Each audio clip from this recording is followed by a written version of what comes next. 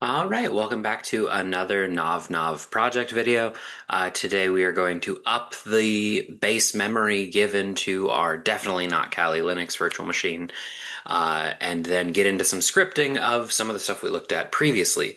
So with that being said, one of the things you need to be aware of is your VM is kind of using up your host's memory. So the more memory you give the virtual machine, the less you have for your host. It works differently depending on the type of hypervisor you have. So if you're using Hyper-V or VMware's Type 1 hypervisor, I forget what it's called, it's a little bit different than in VirtualBox, but it's always good to know how much you have to work with. So first things first, we're going to open up terminal on our actual computer, and we're going to use a really quick command of sysinfo, nope, systeminfo, and then we're just going to find memory. In this way, find works a lot like grep from Linux. It's only going to return the format not correct. Memory? Did I not do it right? Oh, it's not find, it's find string. Sorry. Off to a great start today. Um, Definitely not a Windows person, if you guys can't tell.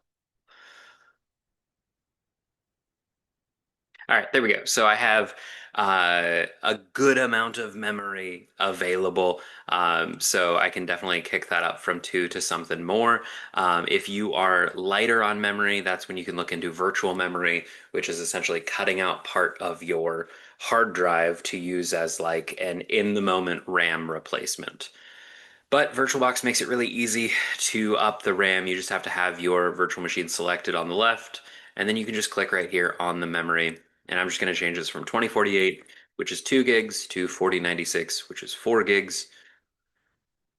And then I'm going to start it up. This shouldn't cause any issues. If you up the memory and it causes the VM to fail, easiest thing to do is just undo what you did, right? Get rid of the memory change, maybe revert to a checkpoint or a snapshot if you have one, depending on what hypervisor you're in. But overall, not a very big task to change that. And if you guys remember, what we did yesterday was we talked about connecting to Bandit, the over-the-wire capture the flag war game-esque way to learn remote access and Linux commands, or another way to say that is remote access and ethical hacking, because you are technically capturing a flag. So we're going to want to log into our user on here, because we disabled the Kali user yesterday. And now from here, I'm just going to hop right into my terminal. Right. And what I want to do is we were using SSH and then the username at the host with the port to make that connection. Right. But one of the things you guys will learn as you work through Bandit is that, well, you have to type in the password first. The password isn't always going to be the same, right? It's not going to be bandit1 for bandit1. If you haven't worked through that yet, you can cat this README file once you're in, and it talks you through what you need to do. So in that case, this is going to be our next password. So one thing you could do is you can take that out to a text file.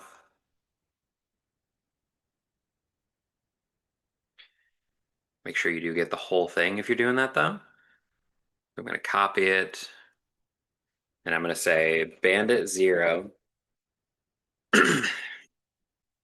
was bandit0. Bandit1 is this here. So a couple of different ways to do it. Easiest way, we could just leave and then come back in. Instead of doing bandit0, now we do bandit1. And then we can just copy, paste, and then we're in, right? And very similar thing, if I ls, there's a tricky one to get the next password. So I'll just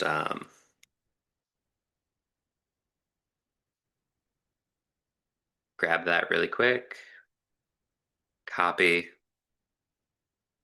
Bandit2, paste, right? We could build our repertoire, but then we're gonna have to keep typing. Typing's hard, y'all. Right? We don't like typing, we like scripting. So let's build a script that makes our Bandit connection for us, asks for the username, and then we can type it in. So here we go. We're gonna do vi bandit hyphen connect. And we'll see this as new file, so I'll hit I to go into insert mode. And in this case, we just need to declare and then use some variables. And this is the part that I always trip up on because I learned PowerShell, Python, and Bash too close together. So my apologies if I mess this up. But let's do bin bash connect to bandit the over the wire war game with username. Okay, so in this case, I'm going to call this user equals, or wait, no, we're going to want to do read user, right? So in this case, we're going to say echo, what user would you like to log in as? Bandit 0, bandit 1, etc dot dot dot, right? So we're going to read the user, and then I'll say the host equals bandit dot labs dot over the wire dot org, and then we could say ssh at user at host. We also need to specify our port equals 2220.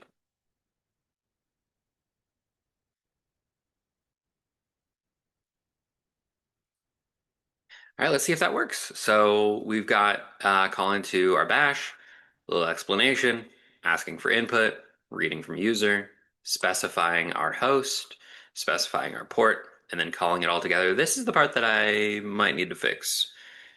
But once you're done, escape key to exit insert mode, and then :WQ to right quit your changes.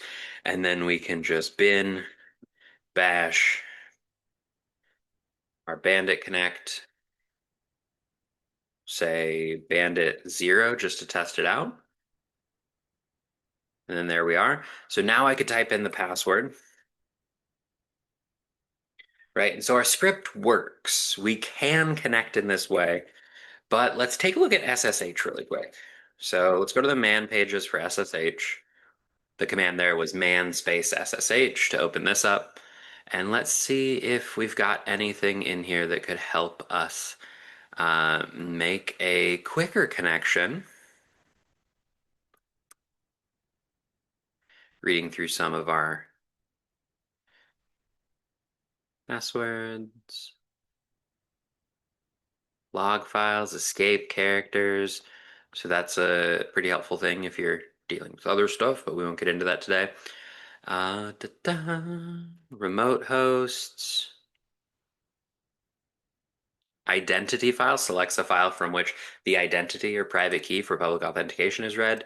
We don't have keys for most of them. We're going to have passwords, so that won't help us. Enables, local socket binding, login name,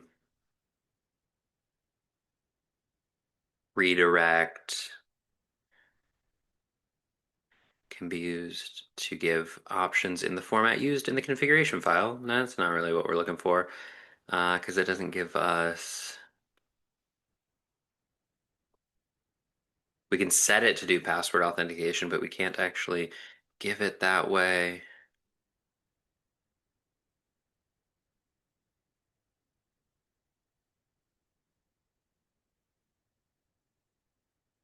All right, so we need, what I was looking for is a way to pass the password from our file to the SSH connection. And I don't know, I know I can do it.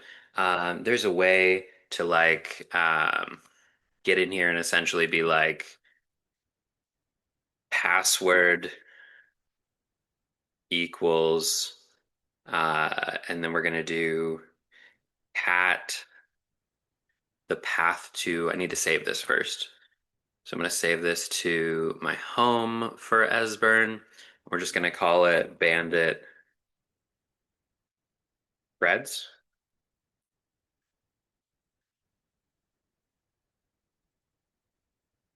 So now I have this Bandit Creds file. And we could do something like /home / our user, which in this case is Esbern / Bandit Creds pipe grep our user grep, what would it be? Um, Hut field two with the delimiter of the hyphen. Hypothetically, what this will do, right, if I update my formatting here a little bit, is it's just going to take this instead of this. And one way we can test that is we can actually just run this not in our script, but as its own thing. So we open up a new terminal, paste that in there. That's not the right thing I wanted to paste. All right.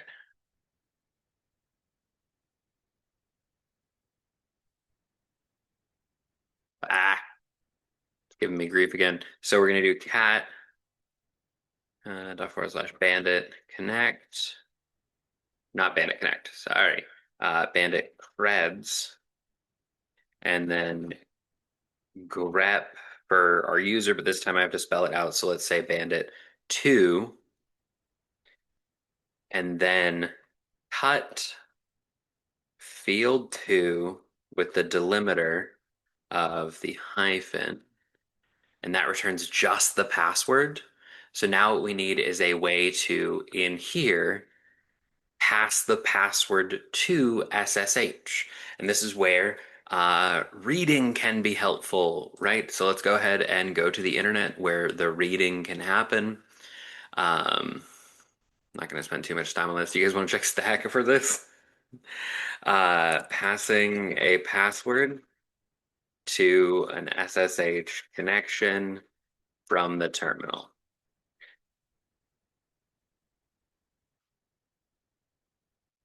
11 years ago in Stack Overflow. This is always a safe place to go. So what you can do is it's saying you can echo the password or you can echo it afterwards and pass it in. Saying it doesn't work, maybe executing SSH as a different process. And you cannot specify the password from the command line, but you can do either SSH keys or use SSH pass or using an expect script. To use SSH pass, you need to install it first. We don't want to install stuff. By the way, a little explanation of the command syntax. The shell executes the command inside the parenthesis and then replaces the whole thing with file descriptor, which is connected to the command start output. Yeah, we know how to do that. That's command substitution. But in this case, this SSH pass might be a good way to do it. What was the other way? An expect script. I don't really feel like writing one of those out. So let's figure out what this SSH pass is.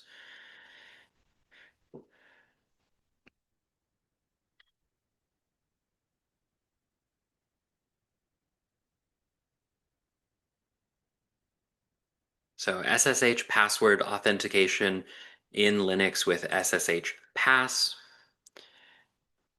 This is Red Hat documentation, so I'm just going to kind of skip. We got to install it. Let's see if we have it even. Let's pop in here. We do not. I'm not going to install it yet. We're going to read first. Pass. All right. Zoom. So we would put the password in and then do our SSH connection. That looks like it could work for us. We'd have to edit a little bit, but let's go ahead and grab SSH pass.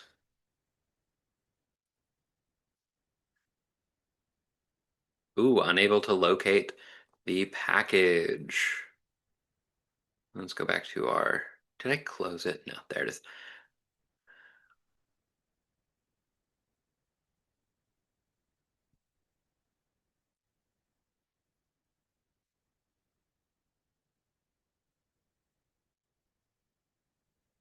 So it's unable to locate SSH pass.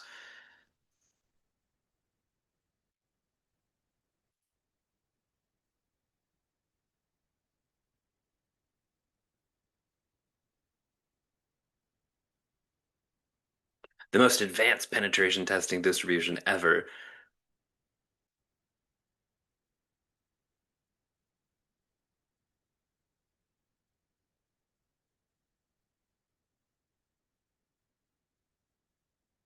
Someone's saying apt-get. Apt-get is dead to me.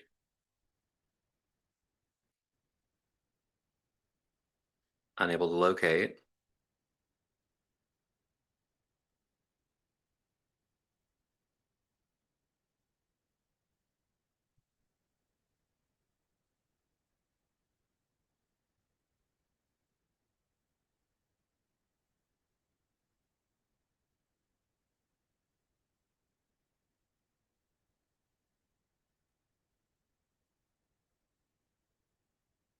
So it should be in there, unless we took it out in a more recent version, because this is going back last year, so it should be. Let's see if we can find it.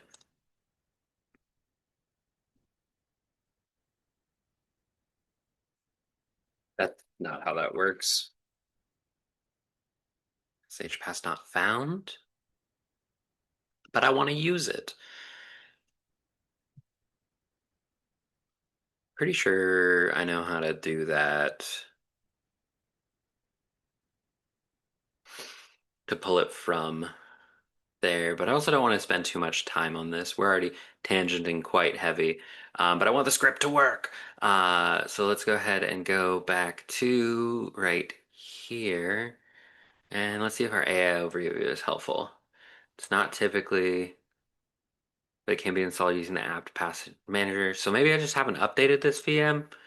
So let's do apt update. I thought I did update it yesterday. No, I didn't, now that I'm thinking about it. We went right to Bandit, so coffee time. Update grabs our best mirrors. It's going to refresh like your links for downloading, if you want to think about it like that. Hey, now we got it. So if you're ever doing apt install and you don't got the thing you want, or it's not coming up and the internet says you should have it, but it's not there, just try to apt install. It'll fail, and then do apt upgrade and see if it pulls it down. So now I should have SSH pass. If we look at the man pages for SSH pass, it's got a password, file name, number, but we already figured out the syntax, right? Because we read ahead. So it's just going to be SSH pass hyphen P, our password, and then SSH. Let's update our script to be SSH pass hyphen P, password, escape, colon WQ to update. And now I'm actually going to try SSH pass without using the script, right? Because I want to know if it's me making a mistake or if it is um, the system. So we're going to do SSH pass hyphen P, and then inside of a command block, we're going to do cat, and then it was bandit hyphen creds grep. We're going to say bandit 2 grep cut f2 delimiter hyphen.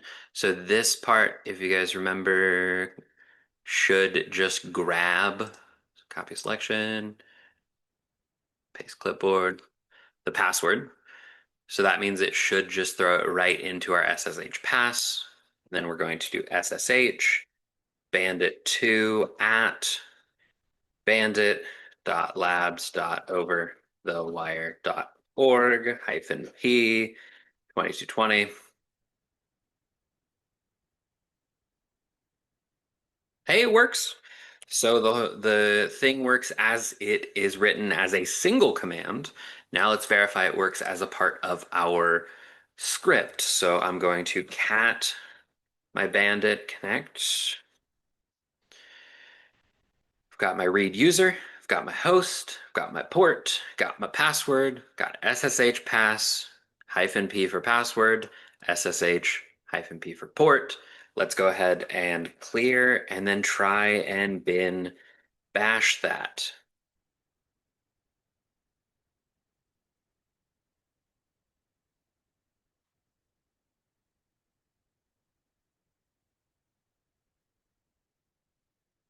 Hmm.